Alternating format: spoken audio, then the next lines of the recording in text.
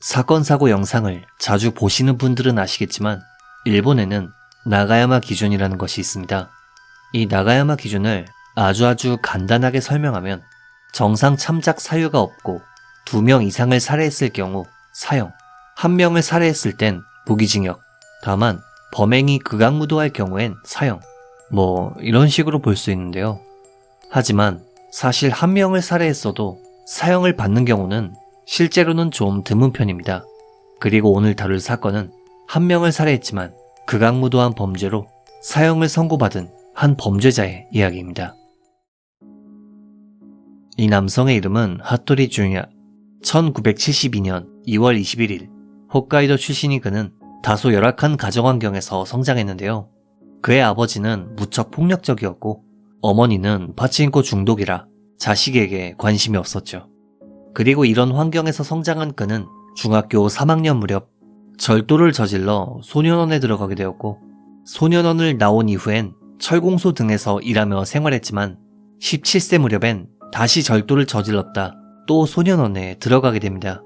이후 그는 건설 현장을 전전하며 생활했고 1992년 8월엔 중학교 시절의 동급생과 결혼했지만 고작 4달 후엔 약물과 도로교통법 위반으로 징역 1년 6개월의 판결을 받게 됩니다. 그런데 1995년 4월 그는 집행유예가 채 끝나기도 전에 지인과 공모해 시즈오카현에서 강도, 공갈, 절도 등을 벌였고 결국 이번엔 징역 4년 6개월에 실형을 살게 되는데요. 이런 반복되는 범죄 탓에 결국 그는 아내와도 이혼하게 되었죠. 이후 형을 마치고 사회로 돌아온 그는 운송회사에 취직해 성실하게 일하는 한편 이혼한 아내와도 다시금 관계를 회복, 미시마 시내 건설회사에 취업해 평범한 나날을 보냈습니다. 표면적으로는 말이죠.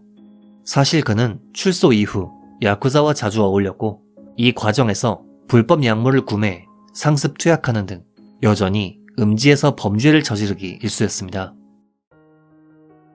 한편 2002년 1월 22일 시즈오카현의 미시마 단기대학에 다니던 19세 야마네 사치코라는 여성이 아르바이트를 마치고 자전거를 타고 귀가 중이었습니다. 그녀는 성실하고 상냥한 성격으로 누구에게나 호감을 사는 인품의 소유자였는데요. 그런 그녀에게 한 남자가 말을 걸어옵니다.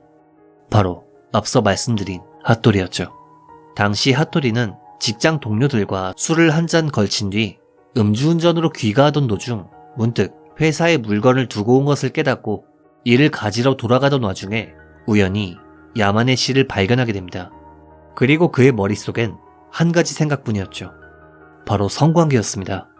당시 핫토리는 창문을 내리고 그녀에게 말을 걸었지만 어두운 한밤중 자전거로 국도변을 달리는데 모르는 남자가 창문을 내리고 말을 건다? 야마네 씨는 못 들은 척 공포에 질려 페달을 밟았습니다. 그러자 핫토리는 자동차로 그녀를 앞지른 후 국도변 주차장에 차를 세운 뒤 그녀가 오기를 기다렸죠. 그리고 잠시 후 야마네 씨의 자전거가 주차장 부근에 다다르자 핫토리는 숨어있다 갑자기 튀어나와 그녀의 앞을 가로막았고 이름, 나이, 학교를 물어본 뒤 그녀를 힘으로 제압해 자신의 차로 끌고 가기 시작했습니다. 당시 야마네 씨는 비명을 지르며 도움을 요청했지만 핫토리는 그녀의 입을 막은 뒤 자동차 뒷좌석에 태웠죠. 당시 그의 자동차는 차일드락, 즉 내부에서 아이가 차문을 열 수 없도록 설정되어 있어 야마네 씨는 탈출할 수가 없었는데요. 운전석에 탄 핫토리는 그녀에게 너 내 얼굴 봤지? 차 번호도 봤잖아. 경찰에 말하면 죽여버린다. 라며 협박을 한 한편 20분 정도 달려 인적이 드문 길가에 차를 세웠습니다. 그리고 그녀에게 성범죄를 저질렀죠. 이후 일이 끝나자 핫토리는 그녀에게 경찰에 신고하면 네가 더럽혀졌다고 소문낼 거야 라는 치욕스럽고 비열한 협박을 하기 시작했는데요. 그런데 사실 핫토리는 이때만 해도 그녀를 외진 곳에 내려주고 도망칠 생각이었습니다. 하지만 하필 이때 걸려온 전화 한 통 때문에 그는 다른 마음을 먹게 되었죠. 당시 핫토리에게 전화를 건 것은 함께 불법 약물을 복용하던 친구였습니다.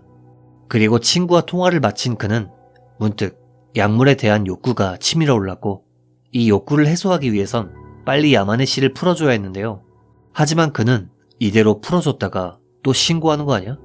감옥 가기는 싫은데 그냥 죽여버려야겠다 라는 생각을 하게 되었고, 처음엔 야마네 씨를 물에 빠뜨려 살해할까 생각했지만 마땅한 장소가 쉽게 떠오르지 않았던 터라 그는 일단 집으로 돌아왔고, 이때 우연히 현관 앞에 놓여있던 18리터짜리 등유통을 발견합니다.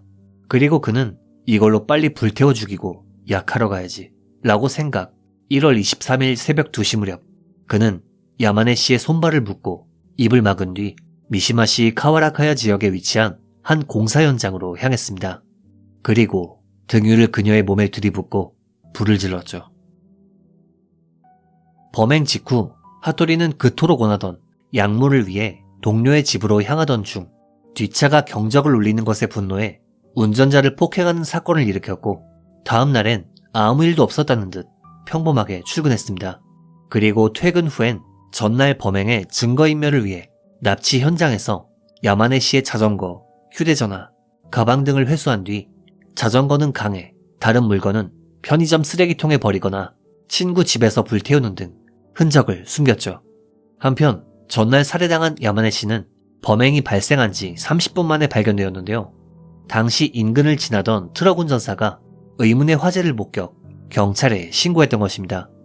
당시 경찰은 시신을 회수, 부검한 결과 시신의 입과 옷 소매에서 접착 테이프의 흔적이 발견되었기 때문에 경찰은 누군가가 피해자를 납치, 몸에 불을 질렀을 것으로 파악해 수사를 시작했습니다. 그리고 마침 딸이 전날 밤부터 돌아오지 않는다 라는 제보를 받은 경찰은 지문을 비교했고, 그 결과 시신의 신원이 19세였던 야마네 사치코 씨라는 것이 밝혀졌죠.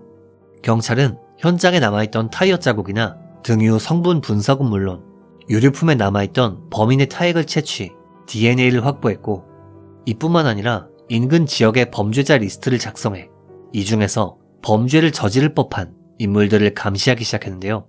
물론 이 리스트에는 핫도리도 들어가 있었습니다. 이후 재벌은 개 못 준다는 속담처럼 핫도리는 야마네 씨를 살해한 지 고작 이틀이 지난 2002년 1월 25일 무면허 상태로 뺑소니를 저질렀다가 경찰에 체포되어 징역 1년 6개월의 판결을 받게 됩니다.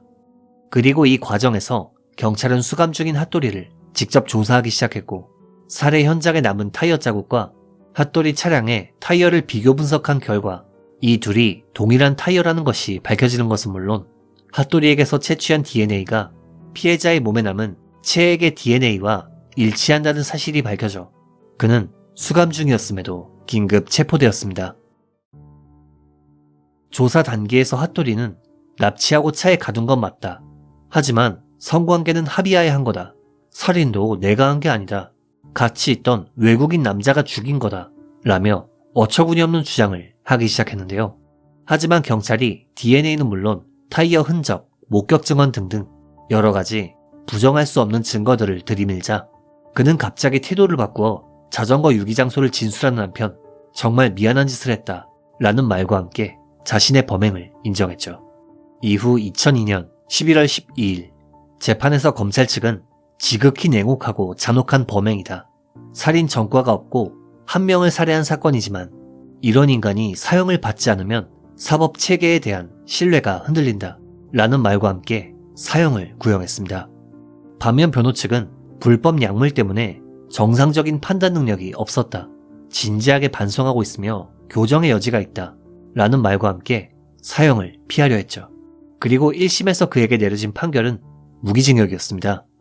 당시 재판부는 범인이 반성하고 있다, 어려운 환경에서 컸다, 계획성이 없다 라는 이유로 이런 판결을 내렸습니다만, 문제는 1심에서 무기징역 판결이 내려지자 법원에 판결에 대한 비난 전화가 전국에서 빗발쳤다고 합니다.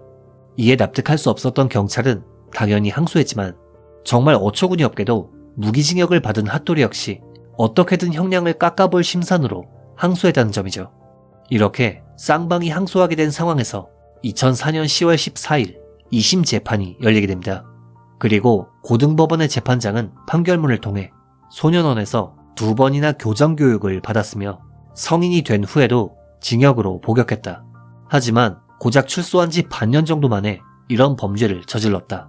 갱생 의욕도 부족하고 뿌리가 깊은 범죄 성향을 가지고 있다. 팔다리가 묶인 상태로 불태워진 피해자의 고통을 생각하면 유족이 사형을 바라는 것은 너무도 당연하다 라는 말과 함께 1심의 무기징역 판결을 파기, 사형을 선고했습니다. 그러자 핫도리는 대법원 상고 절차를 밟았지만 이는 기각되었고 결국 그의 형이 확정됩니다. 참고로 핫도리는 사형이 확정되고 난 후 사형수들을 대상으로 한 설문조사에서 이런 말을 했습니다. 사형수야말로 그 누구보다 생명의 소중함을 알고 있다. 속죄하기 전엔 죽을 수가 없다. 사형은 국가가 저지르는 살인이다. 교수형은 너무 잔혹하다. 아니, 사람을 산채로 불태워서 죽여놓고 교수형이 잔혹하다니 진짜 어처구니가 없네요. 그리고 2012년 8월 3일 도쿄 구치소에서 그의 사형이 집행되어 그는 40세의 나이로 세상을 떠나게 됩니다. 이번 영상 어떻게 보셨는지요? 피해자분의 명복을 빌며 영상을 마칩니다. 규미사였습니다.